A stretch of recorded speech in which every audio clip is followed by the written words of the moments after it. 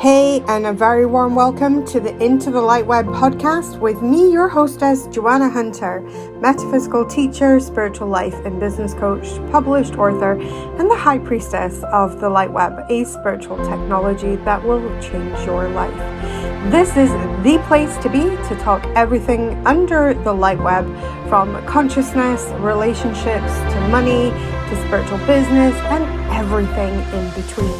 I am so happy to introduce you to my next guest as the first guest in my $1 Million Lab series right here on Into the LightWeb podcast. Today, I am joined by the gorgeous Denise Duffield-Thomas, author of Lucky Bitch, Get Rich, Lucky Bitch, and Chillpreneur, money maven and self-made millionaire running her multi-million-dollar a year generating course, Money Bootcamp, which I'm a member of. So, I am so excited to share this interview. This has been a lifelong dream of mine to interview Denise Duffield-Thomas. So let's get into it. Hi, it's Joanna Hunter here for another episode of Into the LightWeb, and we're in the $1 Million Lab series. And I am joined by the gorgeous Denise Duffield-Thomas of DeniseDuffield-Thomas.com. And she is definitely somebody that I would consider one of my money mentors. So I am so stoked to have her here in the studio for an interview. And she is the author of 3 best-selling books. She is got an amazing money bootcamp, and I will pop all the links into the show notes for you to check out. And warm welcome, Denise. Thank you so much for joining us. Oh, thank you for having me, honey. We have known each other for a very long time, but it's always beautiful to connect. And thanks for thinking of me for your podcast. Oh, thank you.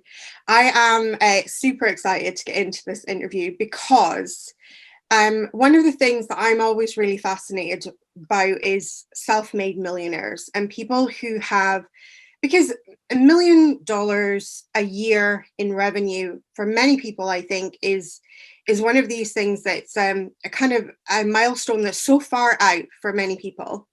And yet ordinary people do it every day. And one of the things that I love is to bring that into people's homes, that it is a result that they can have. And it is a result that if you are bold enough, brave enough, and have enough courage, you can have that result.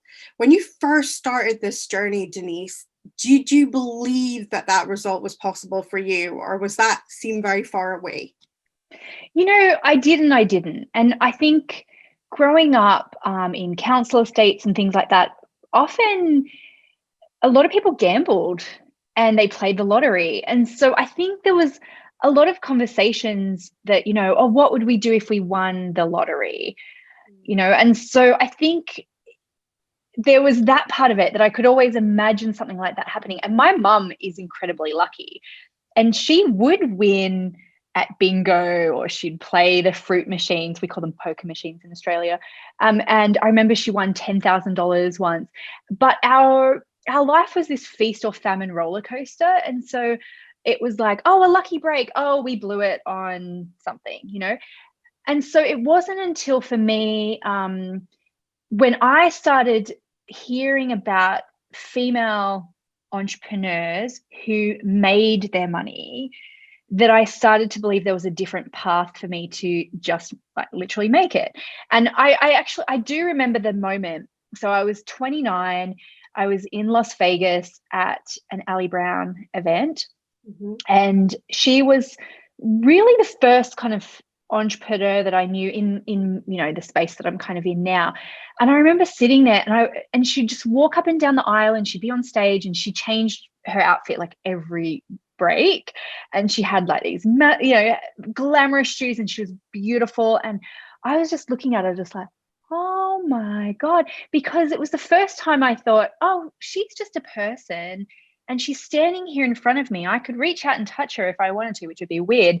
But and something that she said was really, really fascinating. She said, she goes, I was at 30, I decided to be a millionaire by 35. And I was almost 30. And I thought, oh, cool. And because she said, oh, and I did it, obviously. And so I was like, oh my God, maybe I could do it as well. And so I set that goal to be a millionaire by 35. And I was a millionaire it was 2 weeks before my 36th birthday. So I was like, it counts.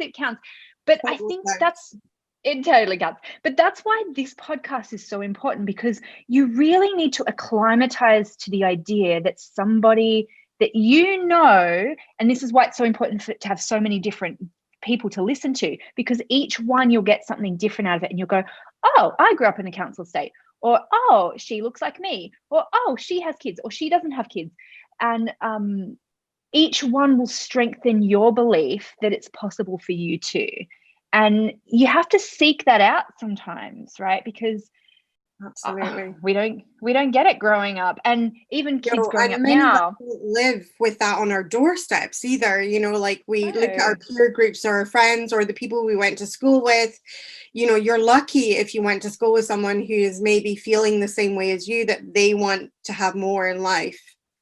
So yeah, I love that. One of the stories that really, really struck me, that has really, because I used to have clothing shops, so I know that there will probably be quite a few of the boot camp members maybe listening to this, and so they might have heard the story, but for everybody that hasn't heard the story, it was a story of, I used to have clothing shops. So for you, when you said that you used to do these little events in your friend's clothing shop, that was totally me. Like, that's what I would, my first spiritual events were always like in the back of my clothing shop on a Sunday when it was shut. And so I really related to that, because I was like, oh man, I've been there. I've done those like little events where I was upselling maybe a workshop or something from the event.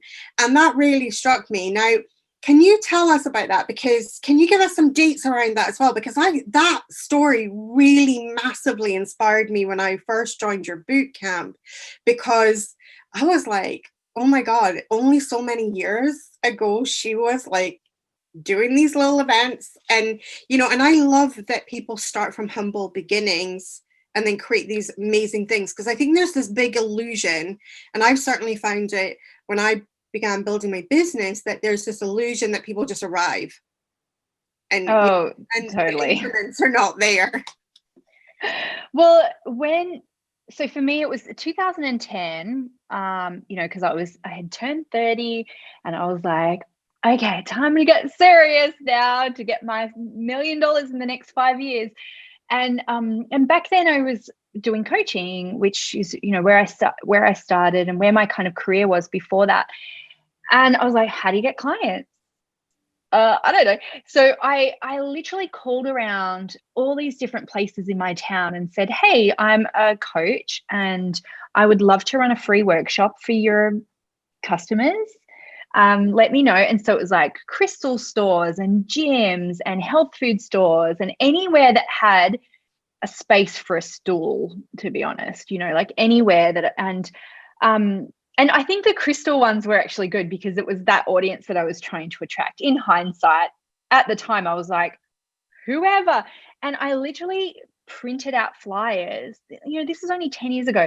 I printed out flyers and I put them on community notice boards because I knew that that's what I was always looking for. I was looking for my community. And every time I'd sit down in a health food store, I'd look at that and go, oh my God, there's a meditation group. Oh, there's a spiritual group. And so that is actually how I filled those first couple of workshops. And that's how I got my first clients, not from Facebook, not from ads, from putting up posters. Good old-fashioned legwork. I love that. And that really resonated with me because I think now, obviously times have moved on a little bit and Facebook is a lot more, and Instagram and all of the different social media platforms and things. But I don't think you can underestimate like good old-fashioned legwork and a nice little flyer. It works. For sure. I still look at community notice boards all the time. Me too. Yeah, every time. But you know what I started to do back then, which I still do now, is I show up on social media every single day and I do a weekly newsletter every single week. And every now and again, I'll have someone who goes, oh, I think I'll start a business because, it looks really fun. And then I'm like, oh, how's it going? And they go, oh, yeah, I got a bit bored of sending out those newsletters, and I'm like, that's, you don't get to have it. You don't get to have it. And that's where I don't think courage is one of those words where I was always a bit like, but I'm not that courageous. But I could do a weekly newsletter, and I think persistence, just quiet persistence, is sometimes way more powerful in the long run than, like bold action. And because you can just plug along, but you have to do something. You can't wait for somebody to choose you or someone to notice you, because they probably won't. And it's funny actually, because I used to live in London, and I lived in London for 9 years. And I remember I'd always just be like, what am I going to do with my life? I was really tortured by it. Just like, what am I meant to do? What am I meant to do? And I was just sitting outside the National Portrait Gallery at Trafalgar Square. And this man came up to me with a camera, and he's like, hey, can I like talk to you about your story? Like, I take pictures of strangers, like the Humans of New York guy. Right. Okay. And he's like, yeah. And he's like, tell me about your story. And I was like, well, I just moved to London from Australia and I want to do this. And he goes, oh, sorry, you're just not that interesting. I was looking for more interesting people, and just kind of walked away. And I remember just going, oh my God. But that's the thing. Sometimes we think that we have to be the best, that we have to be like the most courageous, the bravest, the loudest. And it's like, everyone is worthy. Everyone has a story to tell. Everybody has something to offer. But you have to choose yourself. I was really disappointed when he walked away thinking, oh, this random stranger doesn't think that I'm worthy. And that's what happens when women start to send out newsletters, put content. Nobody wants to hear this. It's not interesting enough. And it doesn't have to be interesting to everybody, but your story will be so meaningful to somebody else, and then somebody else, and then somebody else. And it's enough to have a business. It's enough to create $1 million business if you want. But you have to choose yourself and not wait. I love that. I think that's definitely one of the quotables from this interview. You have to choose yourself, because absolutely, and I agree with that. And I often say this to my divine planning students, which are my business students, and I often say that I wish I could make it sexy for you, but consistency is just never going to be sexy. But at the end of the day, it will always win. And I think that was one of the big lessons that I learned from you, was just seeing how consistent you were, that newsletter coming out every week, how you show up consistently on social media and things like that. And I could see the momentum that gives a business. And I was very inspired by that, and, made that a main part of my business, to be very consistent in how I showed up on social media and things like that as part of that. But, and so, yeah, I do also share the same advice in the fact that the consistency, but there's just no way to make that sexy, and a lot of people just are not willing to go the distance with it. Then they're not. And I get why sometimes, because it's very unrewarding at the start. You feel like you're doing all the things, and it's hard to have faith that it's going to pay off when it takes so long. And I always kind of think of a massive big clock mechanism, and you think that start it grinding takes so much effort at the start. It takes courage, and it takes money sometimes that you don't have, and faith, and dealing with your friends going, how's your business going, and you feel so alone. You're cranking that thing, and you don't see the bigger picture, that it sometimes takes a while for those cogs to start turning. But once they do, once you're in it, it's pretty hard to turn it off. And now, like, I probably could stop my newsletter and I'd still probably make money for a couple of years, but I'm still continuing that consistency. I haven't really done anything more advanced than that. It just goes out to more people. I think it's one of the things that we learn in boot camp as well, is that you've often said that, like, is there boot camp part 2 or part 3? Where's the advanced stuff? And you're like, no, it's actually the foundations and the fundamental basics that you actually need. And even when you think you need the fancy stuff, babe, get back to the the fundamental basics, because that's what we need. And I think it's exactly the same in business. We do really need very strong, very good basics. And often when I have looked under the lid, and I'm sure you've looked under the lid of many businesses, that it is really often the basics that are missing. Place them in, and somebody can literally, you know, have a giant result because it was just such an obvious thing that was missing. And then you put it in place and it's like, boom. And I love that. So absolutely. One of the things that we've talked about, obviously, on this interview so far as well, is success. But I think everybody has their own definition of success. So what is your personal definition of success? Freedom. I was always someone who I've had a lot of different jobs, and I'm a competent person. I can fake my way into any job, but I can't continue it because I would just get so, and I remember one of my last kind of part-time jobs before I started my business, I was working at the O2, working in the private boxes. And the O2, it's a big arena that it's probably, I don't know if it's still called the O2, but it's one of those massive big music arenas. And they would have, you know, Beyonce there one week, and then they would have tennis the next week.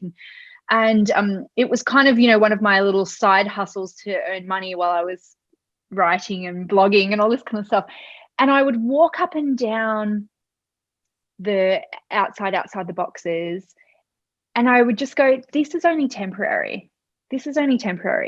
You know, and I would think ahead to when I could do what I wanted to do, wear what I wanted to wear, get up when I wanted to get up. And for me, that doesn't, for most people, it's not going to take $1 million to buy your freedom. Yeah. You know, back then it would have cost £18,000 to buy my freedom from all of my various jobs, you know, like not a massive stretch of money. And even now, same, you know, I could lose millions, but freedom for me, you know. And this morning is one of the only times in probably the last couple of years that I've set an alarm clock, because I had a speaking gig at 5 a.m. my time, and it was like 4:30. I was like, this is a bit rude, you know, having to get up so early. But I think for so many people, and women in particular, we want to do what we want to do when we want to do it. We don't want to have people telling us how to think, how to dress. And, you know, we want to be able to take care of our family and make our own choices. And so for me, it's the freedom, 100%. And every now and again, I'll meet someone who is outside of that. Like I'll meet like an older man, and he'll go, oh, you're a very confident young lady, aren't you? And I go, oh, freak, I forgot that this is unusual. You know, and they can kind of sense it. And I had someone going, oh, these young upstart women think they don't have to follow the rules. And I'm just like, oh my gosh, I totally forgot you guys are out there. I love that. You do get into a bubble once you get online and things like that, because I encounter quite often coaching clients that think everyone's a coach, and I'm like, please take yourself out of the bubble. Like, there's always going to be more people in need than people that are, you know, people that are coaching. One of the things that we also want to know is, do you have one habit for success that you would recommend to everyone? Is there something that you really love for success? Yes, I love tapping, EFT. And, you know, I would love to be someone who meditates or exercises every day. And I'm just not. So I would be hypocritical if I said, oh, have a good morning routine or write in your journal every day. And I do think those things are important, but it's about finding the thing for you. And for me, tapping is something I do every day because I do it with my kids every day. Okay. Even my 2.5-year-old, she knows what tapping is. And so for me, tapping is a pattern interrupter where I can remind myself I deeply and completely love and accept myself. I really think that that's one of the success habits that has helped me so much to create abundance, because it's so easy to psych yourself out, and it's so easy to just get into those mental patterns of, oh, this isn't for me, or I'm not meant to do this. And so I'm not the most courageous person in the world, but I'm really good at stopping those thoughts in their tracks. Okay. So I love that, because let's go on to, it just segues beautifully into mindset, because obviously your boot camp is really all about money mindset. How important, and I know you're going to say very, but how important is mindset, in your opinion, for creating the success that you have created in your life? I believe that most things you can Google. You know, you can Google how to start a podcast. You can Google how to do a good newsletter every week. You can Google 50 things to write on your blog. But a lot of people get stuck from doing those things that they need to do because they psych themselves out. You know, they get stuck in those stories of, I'm not good enough. Nobody wants to hear from me. I'm not smart enough. I don't look the part, whatever it is. And so I do think you can Google mindset, but it's usually something that you have to work on a little bit more than the other things. And then it becomes easier to take the action.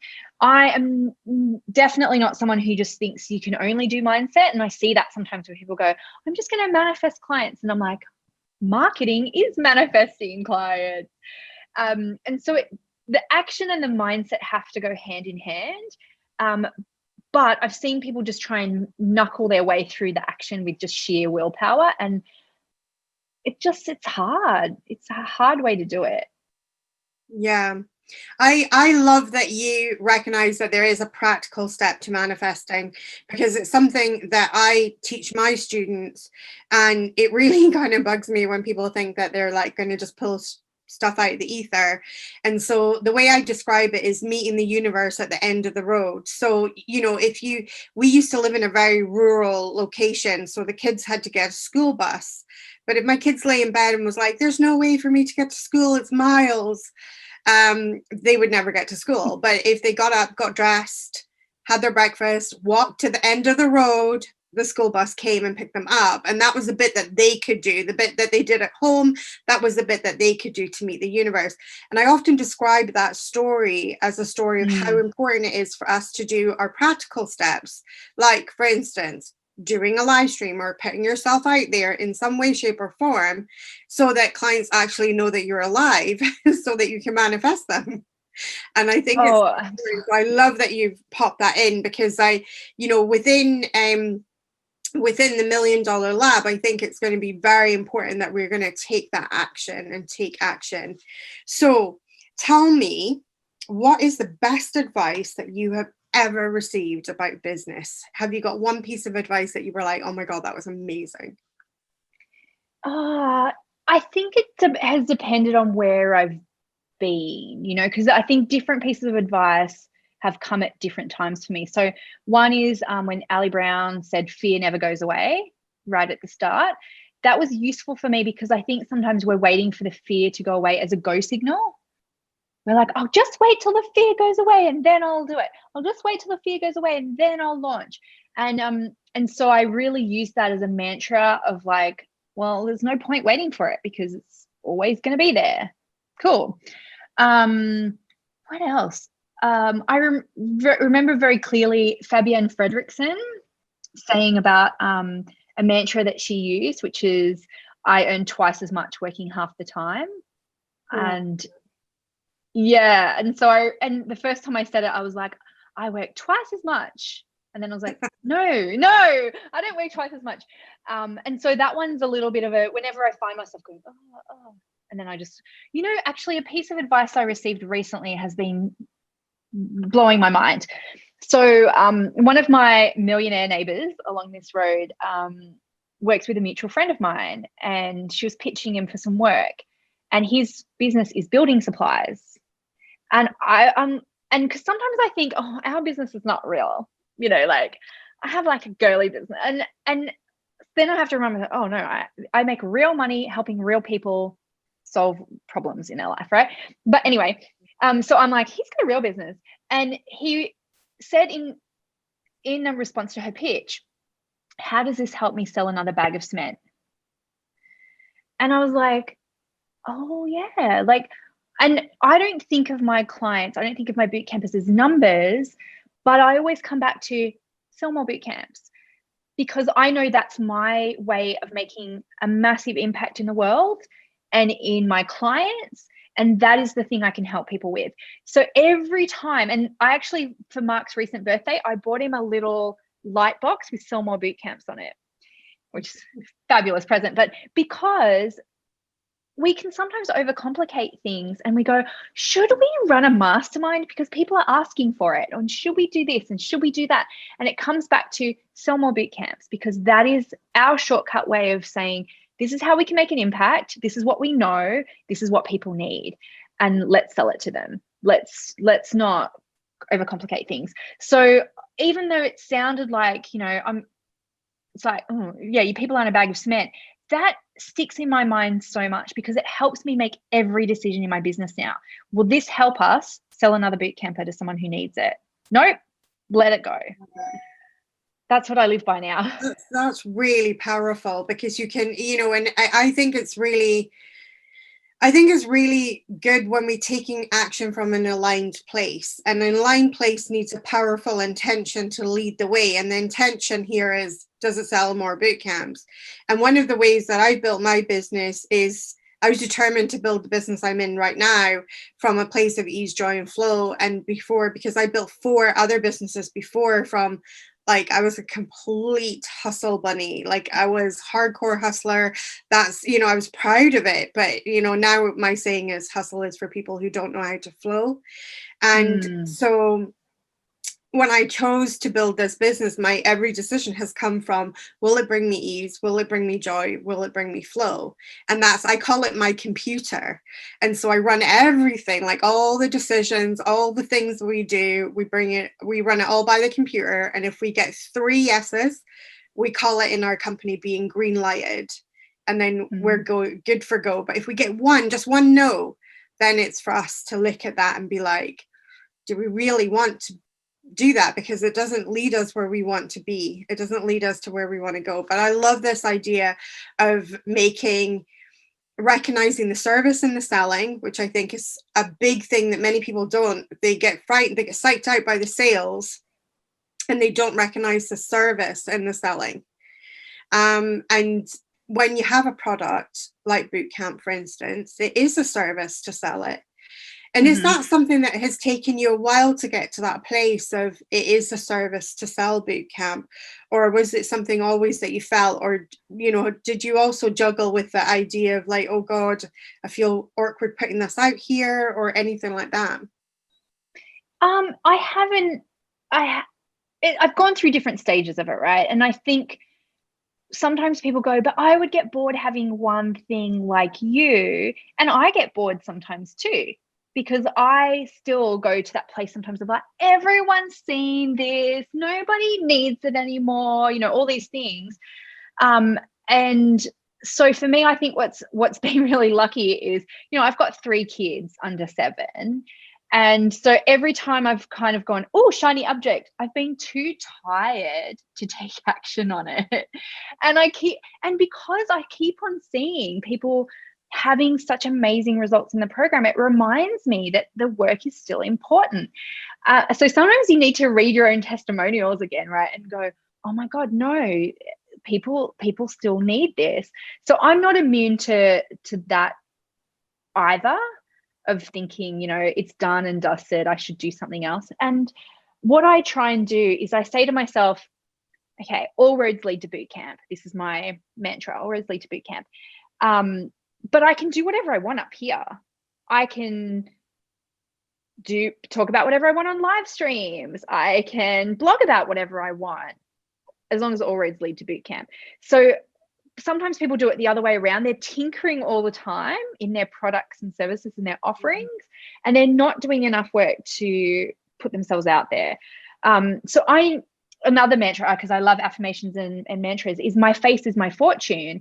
And so if all I do sometimes is show up, which you're very good at as well, then I will be top of mind for people, even if sometimes it's not always on message or always on brand. It gives me that thing of, yeah, my face is my fortune. I'm always going to show up. I'm always going to be wearing blue in some way. And that isn't like a mastermind of branding. I haven't been, there's not a massive strategy behind that, except show up and tell people how I can help them. That's it. I love your consistency with that. And one of the other things I have much admired about you is all roads lead to boot camp. And I am one of these horrendously multi-passionate people that just don't have one thing. I've got many things. But I think in a way, seeing how focused you've been on your product suite and that you do has helped me to tighten what I do. And although I can't envision at the moment a time where I maybe only have the one thing, it's allowed me to understand how all of the things that I do connect. And I think that's really important.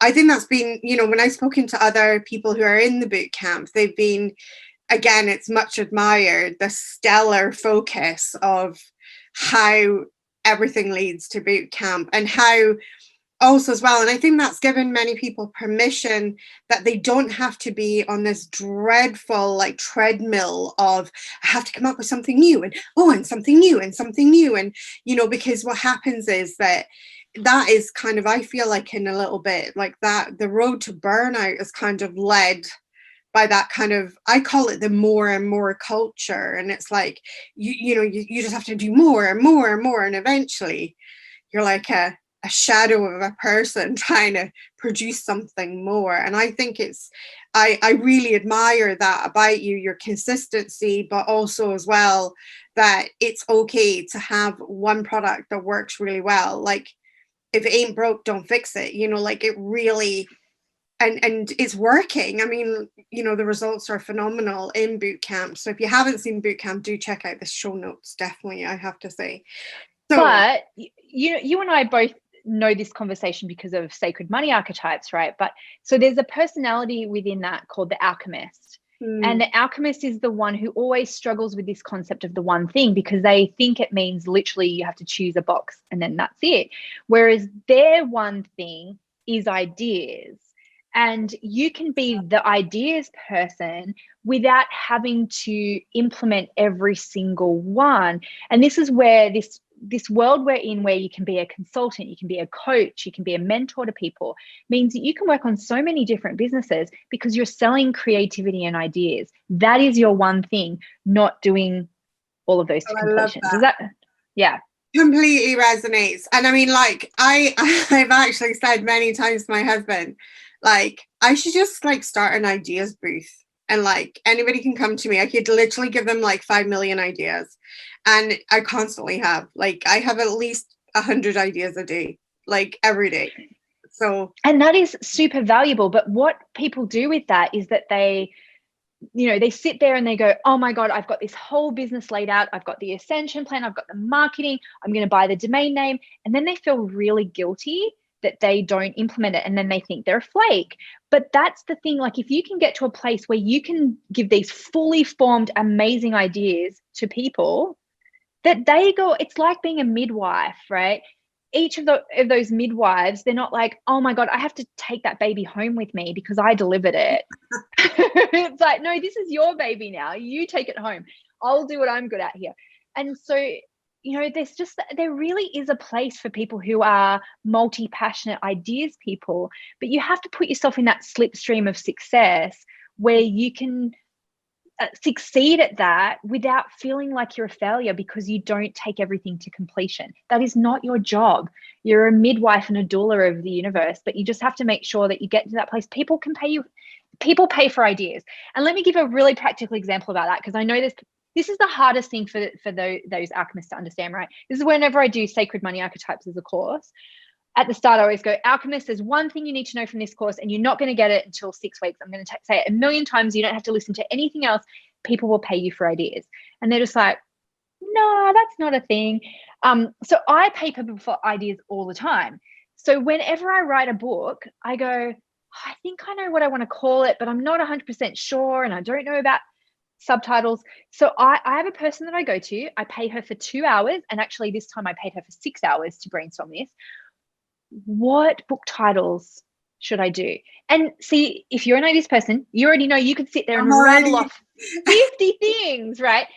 That is a valuable service. Whenever and I've done this for so many things where I go, I don't have the bandwidth to think about this, so I'm just going to borrow someone's creativity for an hour or 2 hours, and they love it because they don't have to implement it. They can just freely brainstorm and just give me the ideas. I'm scooping them up like freaking gold, and then we both go away happy.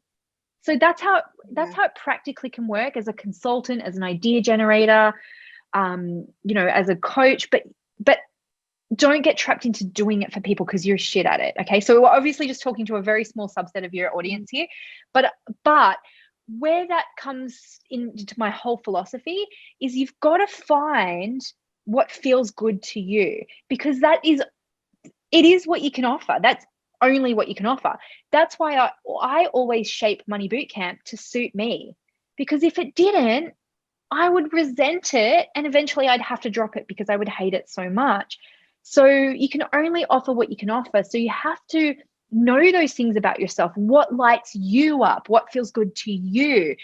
Because if you're just following someone else's business model, even mine, if you think, oh, that sounds really great, Denise, I'll do what you're doing. If it doesn't work for you and your personality, it's not sustainable. I love that. That is something I touch on a lot in my communities. I call it my Get Selfish Principles, which is also the name of my book.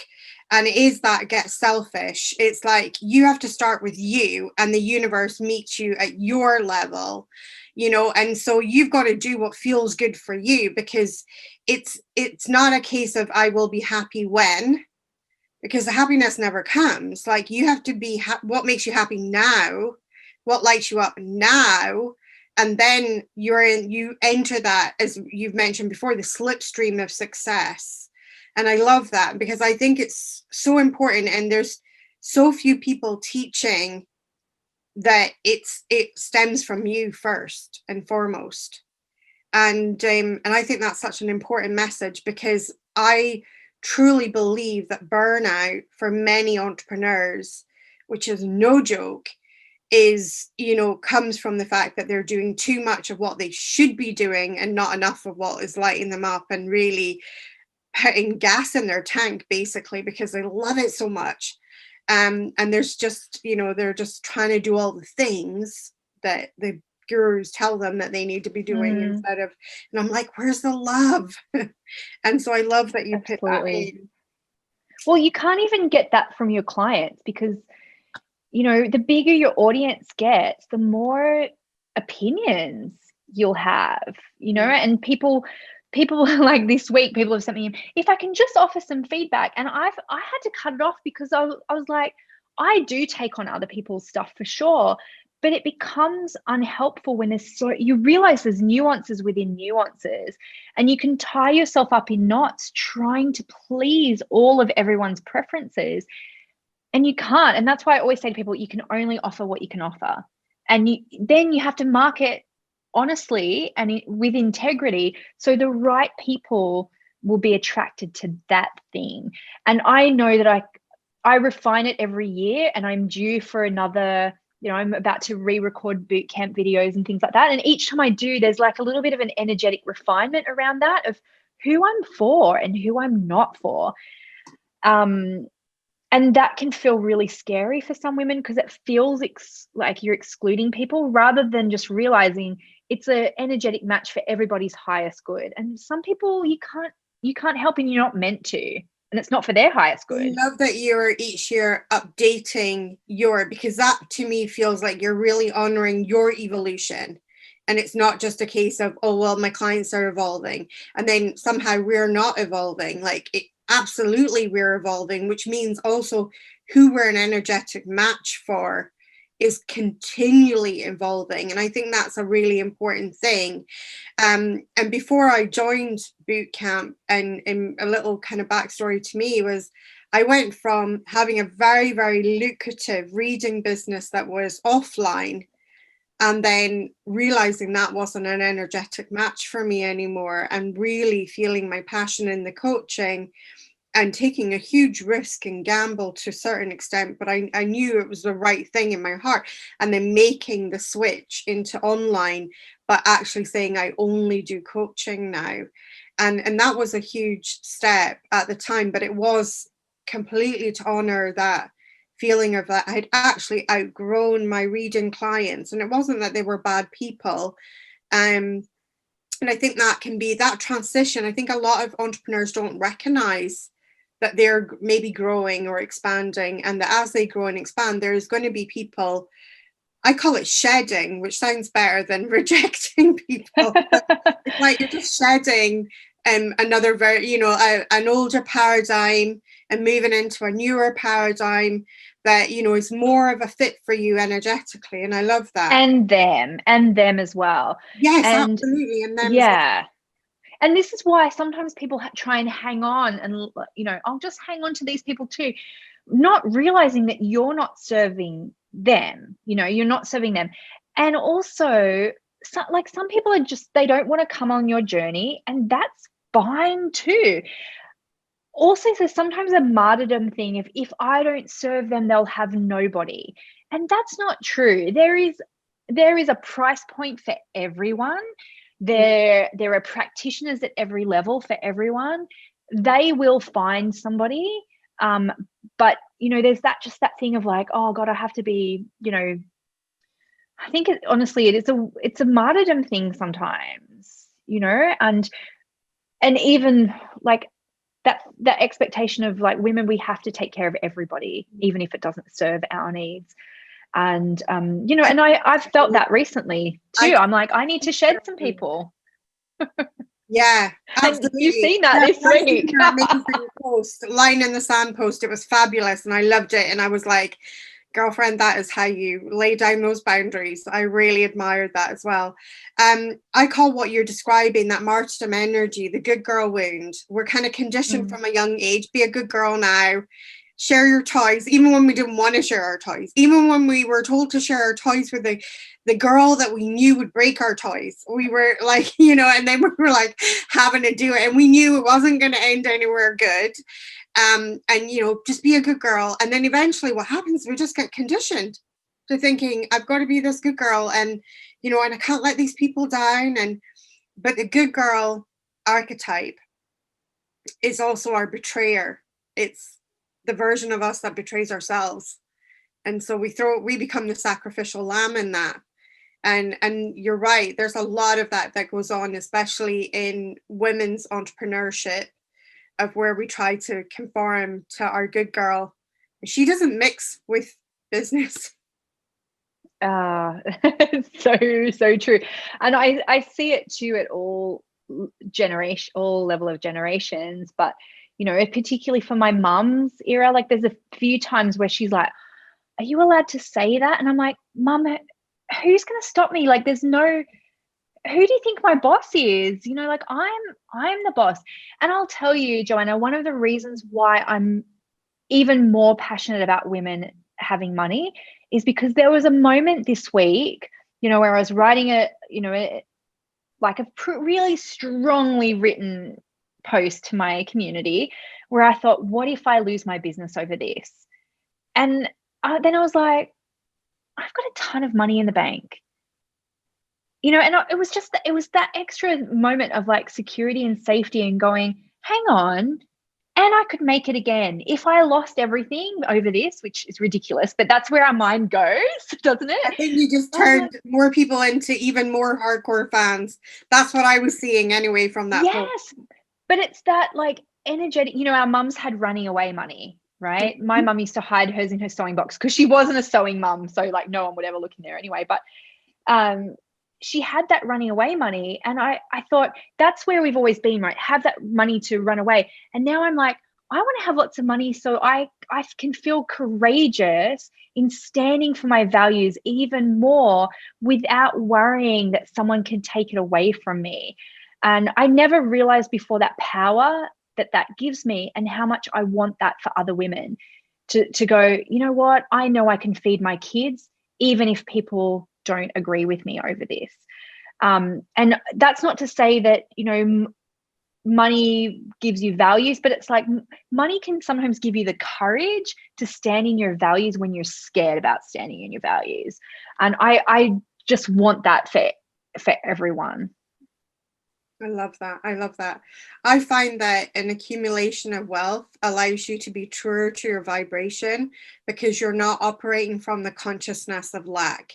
When you operate from the consciousness of lack, you're making decisions that an abundant you wouldn't make ever. And the abundant you would never sacrifice herself in the way that I think somebody who is in lack consciousness is willing to compromise and sacrifice themselves. And so, Yes. yeah, I love that vision of more women having more empowerment through their money so that they can be truer to their vibration.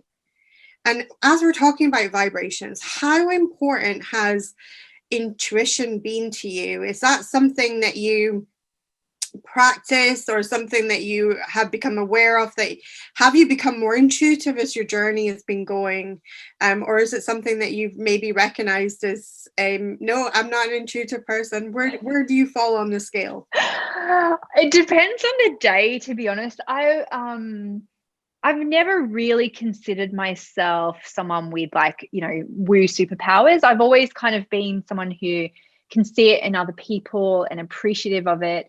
But that being said, of course, whenever I have a question, I'm always like, what do the tarot cards say? And yeah, so I kind of, it really depends on the day, and that's because of I'm a Virgo, right? So I go, oh, I'm super practical, but I'm a Virgo. But of course, that is being woo-woo in itself. Intuition's an interesting one for me because I think I could really do a lot of work in knowing the practical steps on how to know more about it. Sometimes I'll make decisions and I'll be like, I don't want to send that email, you know, and so I would like to get to a point where I go, hey, that's an unmistakable sign of your intuition, rather than, you know, before I'd be like, oh, I'm not a completer finisher, I'm just really lazy, you know, like I just don't feel like doing that. And it's like, well, no, that is your intuition. So like a lot of things, some people I think are born with that, and some people have to like take the practical steps to learn how to do it. Yeah, you know. I totally believe everybody's born with intuition, but we're not all taught to listen to it from a young age. And I think it happens, like, it's in the early stages, whether we continue with it or whether it's something, because I've had many adult clients that are in their 40s and 50s who are kind of reawakening or rediscovering the intuitive part of themselves. But then the stories are always the same. They go back to like maybe when they were 4 or 5, and then they start realizing like, oh, I just knew things when I was that age. And I'm like, yeah. And I feel like to a certain extent we all have it. But it's recognizing, is that my intuition or is that my ego? I think that's the two, isn't it? Is it the Yeah, it is. And you know, I think that's where I'm at a little bit at the moment, where I really dove into a lot of spiritual stuff and law of attraction stuff, you know, 10 years ago. And then, you know, there's things around that where I'm questioning, how does that live within white supremacy, confirmation bias, the stories that we've fed ourselves into? So, you know, I think a lot of people are probably going through that, questioning what they want to keep and questioning what needs to evolve, what language needs to evolve to be more inclusive. And even, you know, this is perfect timing for me as I'm doing new videos for the new bootcamp on my sales page. You know, I want to talk about the fact that, you know, working on your money mindset doesn't mean that we ignore the realities of the world, that some people don't have the same advantages as others. But I want to help you tip the odds in your favor with the only thing that you can control, and that is your own mindset about yourself and your ability to make money. And there's just, every time I redo bootcamp, it's actually the same content as it's been for 8 years, but there's little spells that shift and change in that, like little words that change in meaning as we you know, become more inclusive and learn more about the world, and not spiritually bypass people with just love and light stuff that you know, doesn't necessarily make changes. And I know you're in this conversation as well, and I feel like there's real space and emergence for new spiritual leaders who you know, who are able to have those conversations, and it's not the same people that we've been probably learning from. people who look like us, people who don't look like us. There's room for it all. And I know that I'm kind of in that messy bit at the moment of like going, oh, that doesn't resonate anymore. And looking for people who will challenge that mindset. I think it's important, and I love that you brought up being inclusive, because I think that's something that's really important, and it's something that we work hard at, of making sure that we're not a place where we exclude people. And also as well, I really truly believe, in a principle, a core teaching is that we are all of the one source. And so there is this oneness holding it up together. And that oneness is not for any particular group of people, it's for everyone. And so therefore it is that, working on not only practicing self-acceptance, which I think helps you to accept the world as it is anyway, but also working on acceptance for everyone and bringing that into your communities so that people can have a safe container to work through their stuff. And, and even if you've had where you belong to a community that has been disadvantaged because perhaps race, for instance, I feel, that those are still stories that we carry. And although they're happening in society, we still need a safe space where those stories can be explored, as well as somebody who's grown up privileged for the color of their skin, and be able to have a safe container where they can explore their stories. Because I feel like, one of the common things is we've all got stuff to work through, regardless of where we've come from. And sometimes because of how we've been born and how we've been brought in is into this world, literally will depend on how much stuff we have to tackle. And I think, one of the things that I always appreciate about bootcamp is how inclusive it is. And it is a place I don't feel that shies away from tough conversations. That, that it is a place that I feel like any woman can really explore their money stuff, which is really important. I love that piece. So just as we're about to wrap up, I've got 3 really rapid questions for you, and they come from our audience. So I'm super. I love it. By the way, this is so cool. Like, as a kid, before I knew what kind of coaching was and stuff like that, I remember thinking, God, I would imagine having a show like Oprah. And it was just, for such a long time, it was like, but there's just Oprah. Like, how can you have a studio? And what I love about technology now is that we've created our own little Oprah shows. And I'm so appreciative. I know a lot of the tech is, most of tech is really that we work on is, wasn't created for women necessarily, but oh my God, I love the way that women are using tech now to create our own freedom and to connect, because probably like you, I didn't know, like you were saying before, you didn't know people who had this feeling, because we've all been scattered all around the world and we've been able to find each other and feel like we have this beautiful global community, that we're not the only person in our little town who thinks this way. So I just wanted to say that, how appreciative I am of, saying I've got questions from the audience. It's like, oh, wow. And they're from all over. They're literally from all over, these people. So it's so cool. So one of the things I want to just touch on something is I live in a tiny little Scottish village that has 1,500 people in it. And one of the things that tickles me so much is 1,500 people that hardly know me. I think my neighbors know my name, and then that's like about it.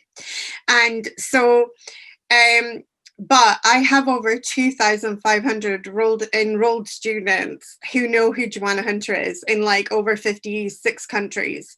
So it's kind of like, it always tickles me, because there's like more people out there in my online academy than are in my, that are in my actual village. And it's this technology that's allowed me to have this privilege of being able to reach a global audience, which I think is like, Can you imagine what our mums, what our mothers, what our grandmothers would have would have just loved to have this opportunity that we have.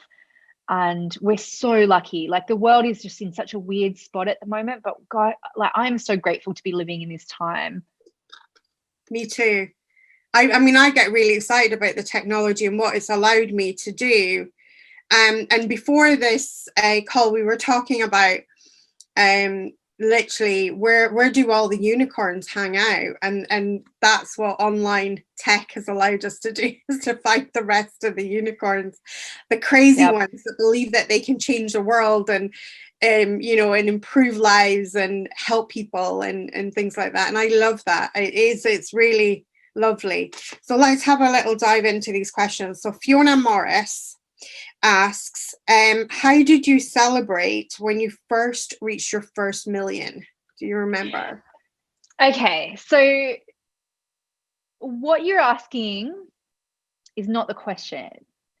So it's really not, because I've been asked this so many times. And a friend of mine was like, did you cry? Gratitude? And I was like, actually, no, because I celebrated the first $225 that I made in my first month full-time in my business as if I was already a millionaire. And I really mean that. Like, I went to the fanciest restaurant in town because I did like a workshop and I made money out of it because I had nice hair, because I was like, I'll get my hair done for this workshop.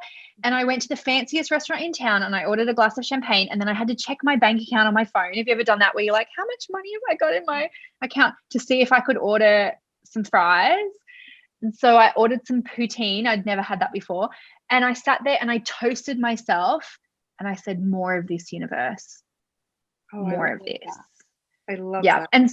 And so honestly, the $1 million was not even the thing, because I knew, I was like, if I can make $225, I can do it again. I can do it again. I can do it again. And that doesn't mean it was smooth sailing. Like, I definitely hit plateaus, but I honestly don't even remember what I made of it. I don't, because I was just like, I'm on my way. And I think that's really important, because a lot of people, and it's something that I say to my crowd quite often, is that every increment is as important as the next increment. And then I have another saying, which I love, which is, if you can make $1 on the internet, you can make $100,000 on the internet. And if you can make $100,000 on the internet, you can make $1 million on the internet. And I have no doubt that that's the way it goes, because it's just more. It's just more. And this is why I say in boot camp too, like, let's just talk about our numbers, because a bigger number doesn't make you a better person. A smaller number doesn't make you a smaller person. There's no hierarchy here, because we know that it's the same work. It's the same work. And I actually like want people to celebrate the smaller numbers even more, because that's the cog turning. You know, that's when you're doing all the work and not necessarily seeing the result yet, but it's coming. And so that's why I always push back on that question, not because it's not a good question. It is. It's just that we've been conditioned to think that you're only allowed to celebrate when you've made it. And that's not true. And even when people say, oh, I don't even want to tell you my goal, it's not as good as yours. And I'm going, not at all. The energy is the same.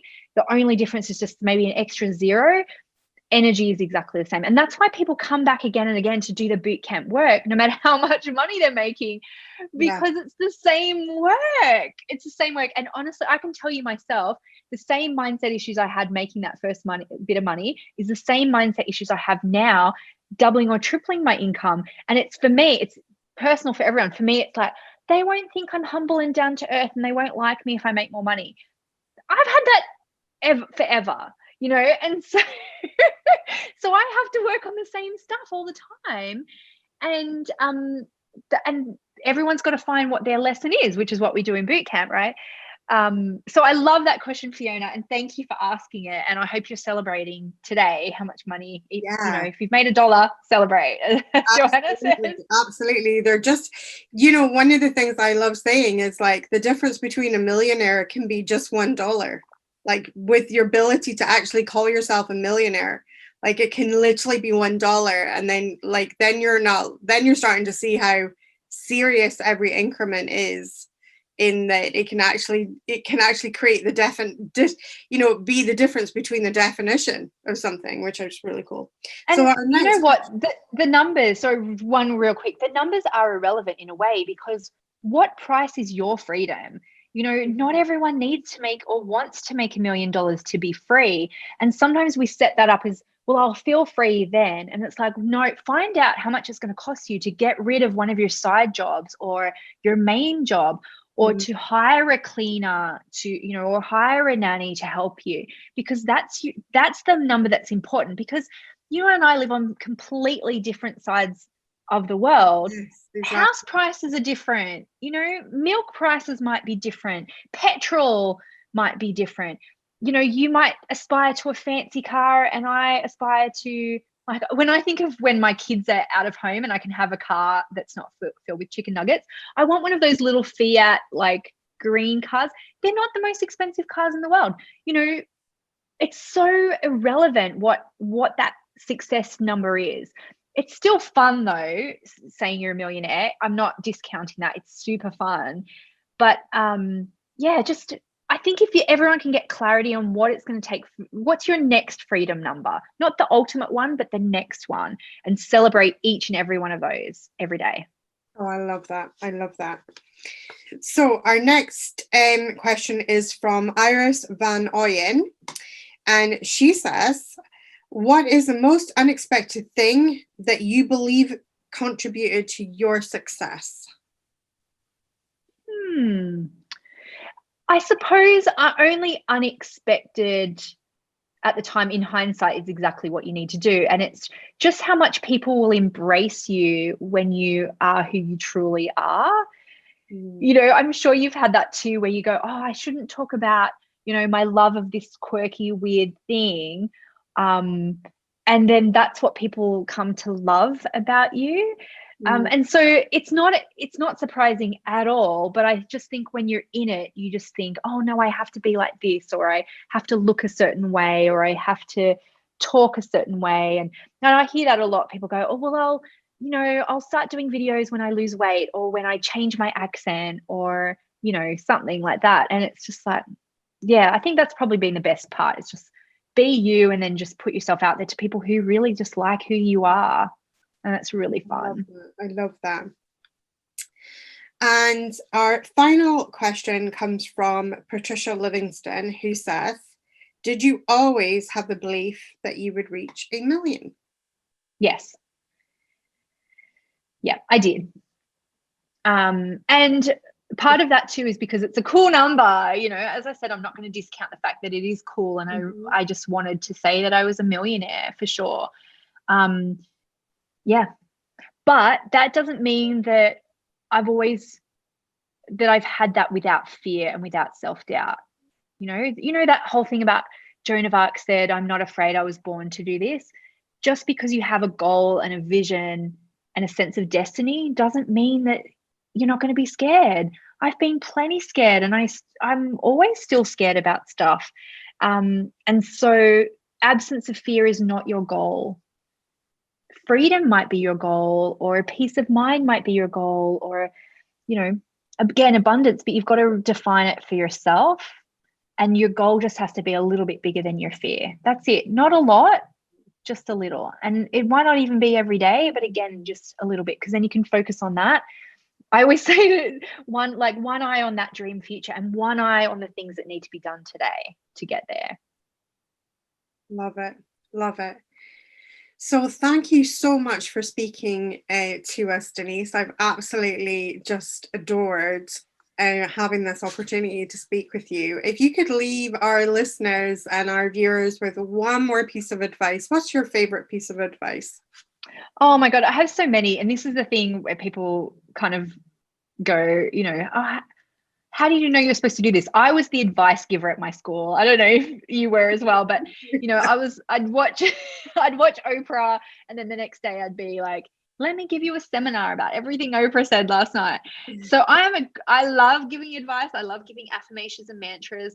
One thing that really helped, I think, me at different times is saying to myself, it's my time. And that's why I always say to people, it's your time and you're ready for the next step.